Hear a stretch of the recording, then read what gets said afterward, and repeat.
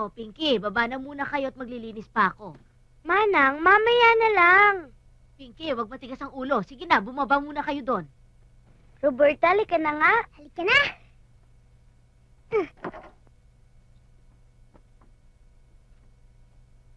Ay, punta tayo sa kwarto ng mami ko. Halika, dali.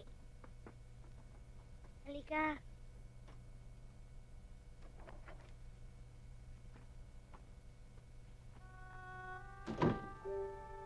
Ang laki naman pala ng kwarto ng mami mo. Siya nga pala, anong gagawin natin dito? Alam ko na. Magme-makeup tayo. Gagayahin natin yung ginagawa ng mami ko. Sige, sige. Pero, baka abutan tayo ng mami mo eh. Hindi, mamaya pa naman darating yun eh. Halika na. Ang ganda naman pala ng kwarto ng mami mo. Ang dami naman palang kulay nito. Ay!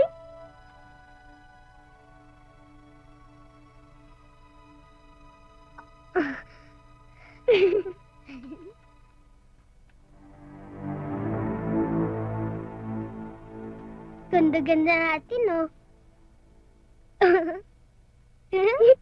Pinky, yung merienda nyo nakahanda na sa may pool. Halika na. Dali.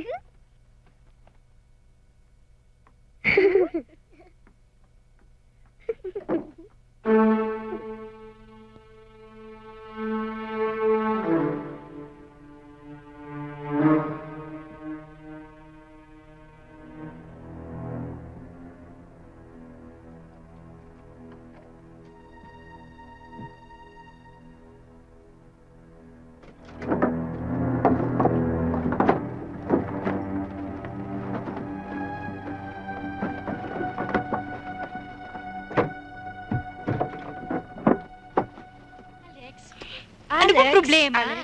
Alex, andito na kami. Ano bang problema mo? Alak? Sleeping pills? O awa? Alam mo, pwede tayong tumama dito magdamag. O kaya matulog. O ano bang gusto mong gawin? Magdramahan tayo? Ano? You wanna talk about it? I got fired. Wala na akong trabaho. Hindi pa gunawang mundo, no? Fired? Yun lang? Anong yun lang? Nawalan siya ng trabaho, Hedy. Alex, noon, ang dami-daming publications na gustong pumirate sa'yo. Ikaw lang naman kasi ito natataranta sa pagtatrabaho dyan sa Bell Publishing na yan eh. Bukas sa bukas, ako na mismo magbo-broadcast na pwede ka na nilang i-hire. Will you please? My getting fired is not the main reason kung bakit ako depressed. For once, sumeryoso ka naman. Trabahong nawala sa kanya, hindi lang takong ng sapatos, no? So, kung hindi yun ang ini-emote mo, ano? Niloko ako. I was totally deceived. Hindi ka pinasweldo? Hedy? Niloko ka? Nino? Si Enrique, he made a complete out of me. I thought he loved me.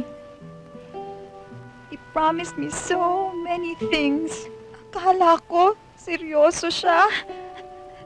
Tapos, his wife fired me. Alex, yung mga lalaki, kahit buwan ipapagifta para sa'yo. Tumihaya ka lang, ano? Hedy, ano ba? Alam niyo ang problema nating apat? Tsikahan tayo ng tsikahan, pero may kanya-kanya pala tayong tinatagong kabulukan. Kung hindi pa dumating ang problemang yan, hindi pa namin malalaman na karelasyon mo pala ang asawa ng boss mo. Swerte ko, hindi ko magiging problema ang mga lalaki. Hedy, huwag kang magsalita ng tapos. Pwes, tinatapos ko na. Dahil burado na sa buhay ko ang mga lalaki. Hedy, you're talking like you're some kind of a man-hater. At hindi ko ma-imagine na isa kang man-hater. Hindi ako man-hater. Dahil kung man-hater ako,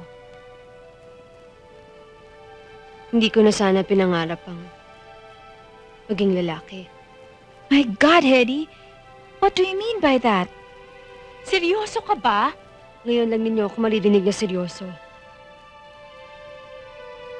Dahil sasabihin ko sa inyo ang bulok na tinatago ko. Kung ano man ang iniisip niyo tungkol sa akin. Totoo.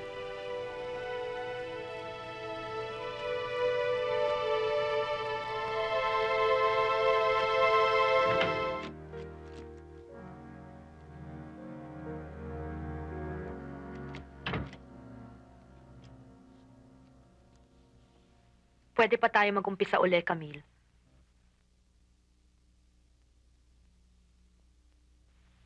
I mean it. Hindi na kayo dapat magtagal.